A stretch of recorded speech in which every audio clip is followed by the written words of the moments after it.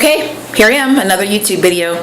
So, having roommates for a while and having to have a roommate just because of my past couple of years of grad school, I thought it would be a good topic to talk about.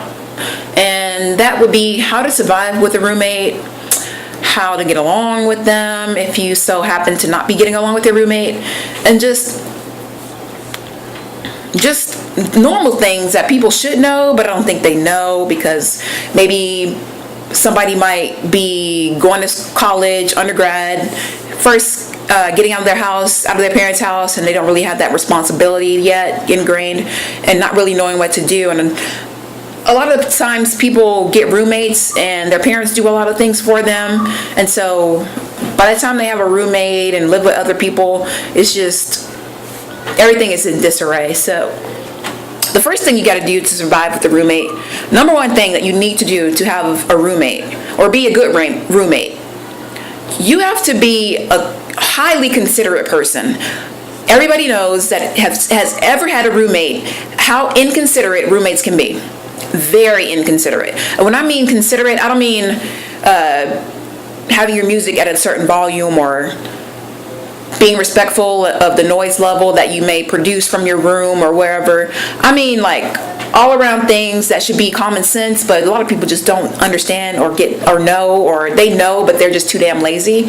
So first thing is, you should always keep your kitchen clean.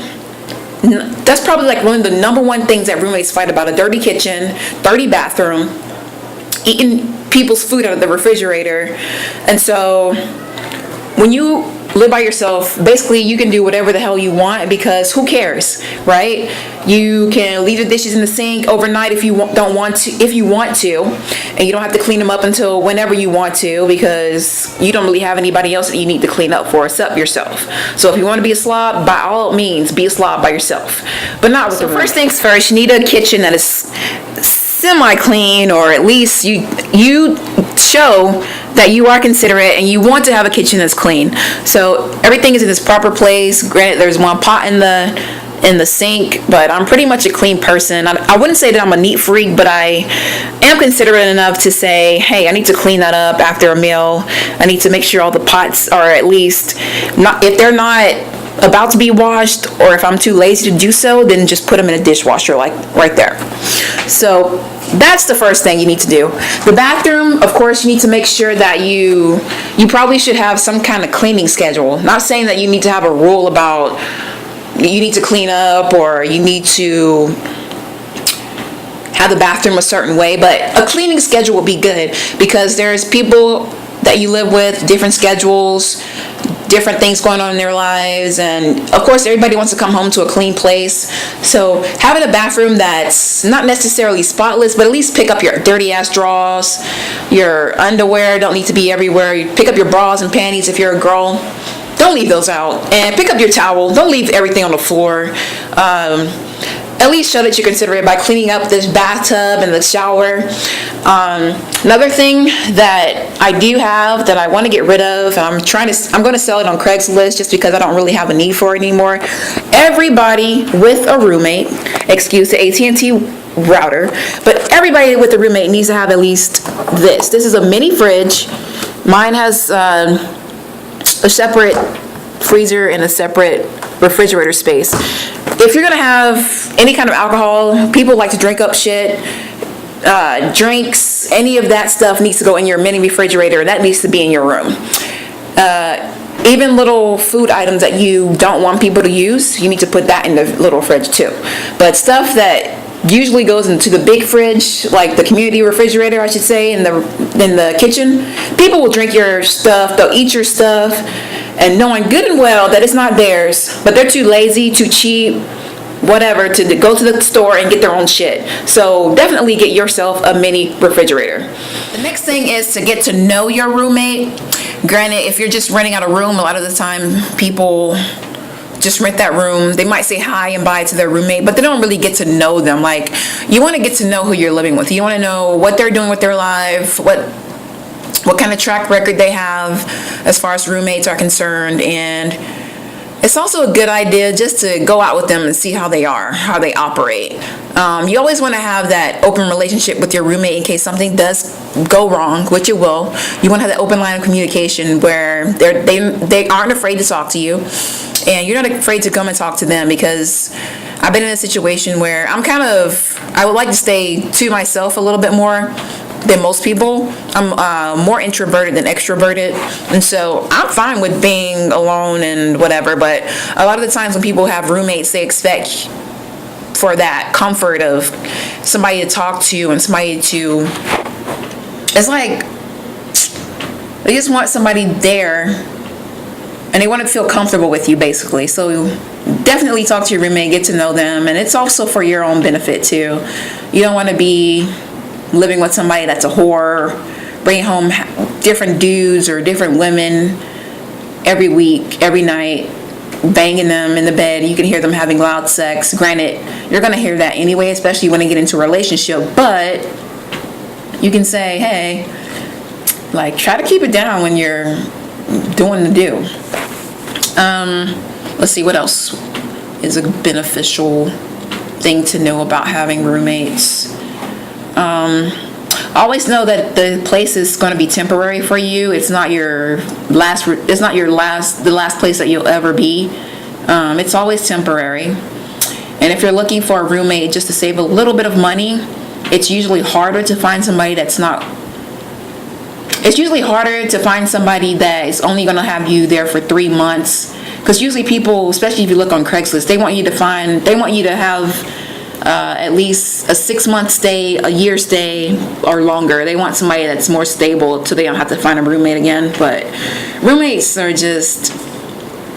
can be kind of a nuisance. Just, you fight over the trivial little stuff, like they never clean up, they're a dirty slob. And then not to mention, some people are so slobbish that their room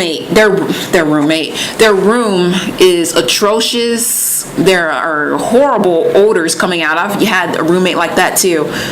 It was a woman, which I was just really baffled by, and a butch lesbian, but that doesn't mean anything.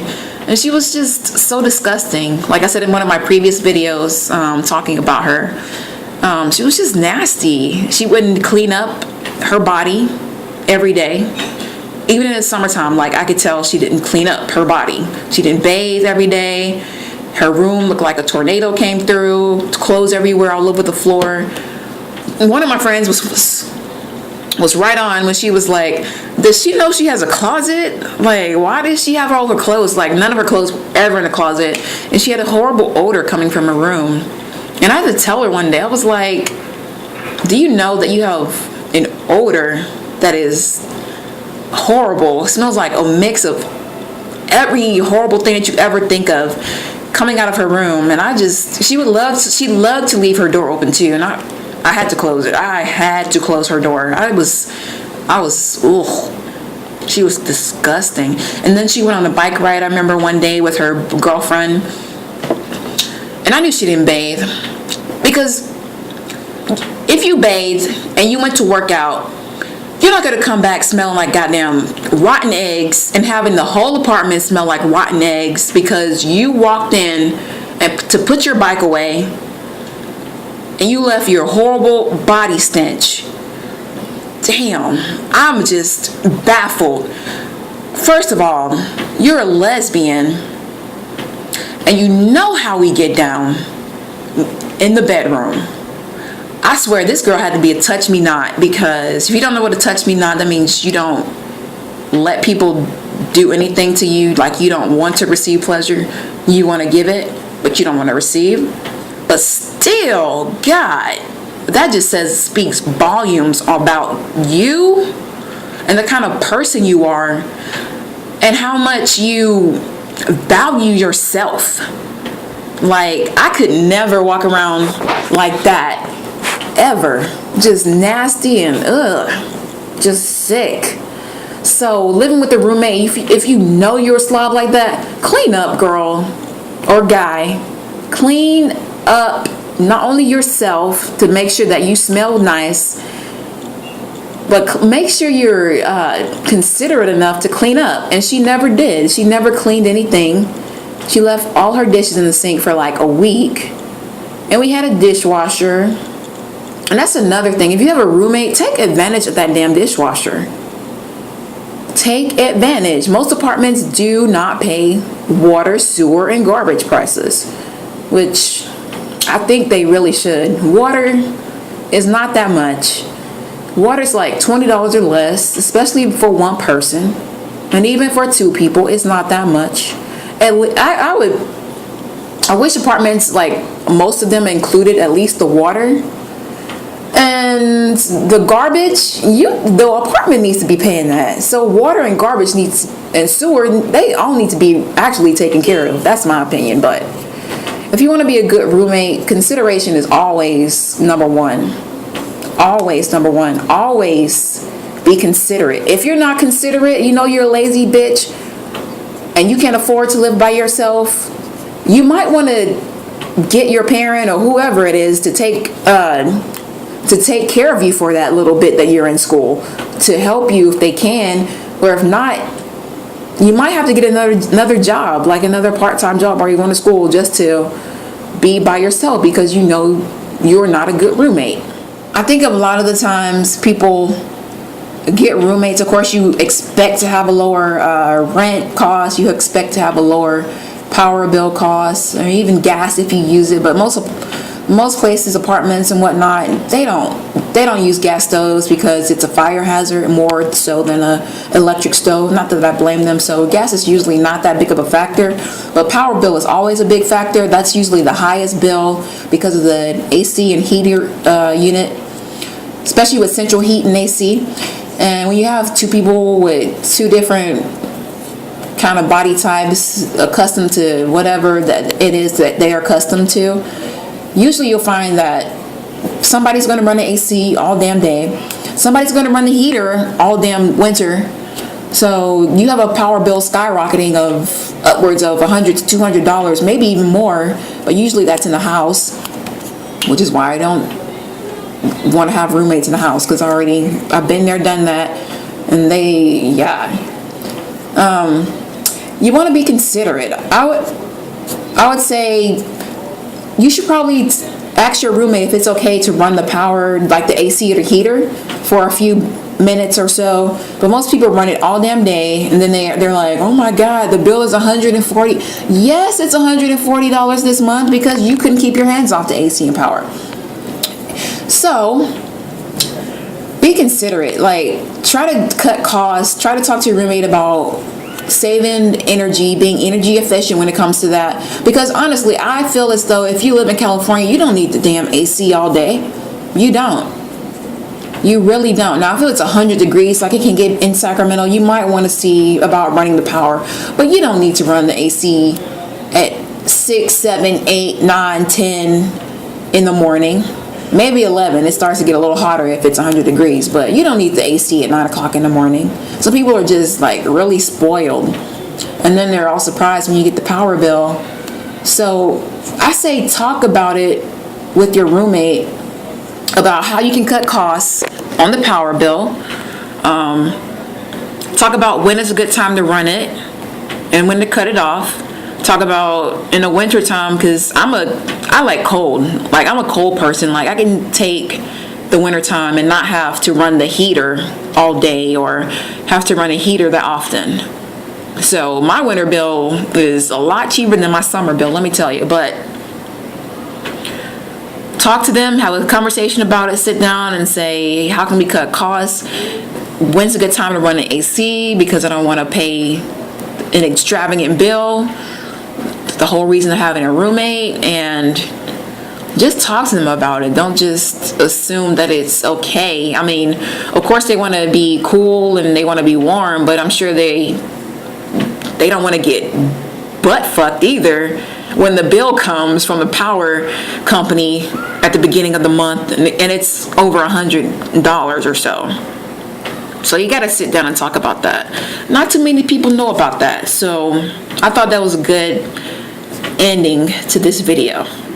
All right, I'm going to say the Jerry Springer line again.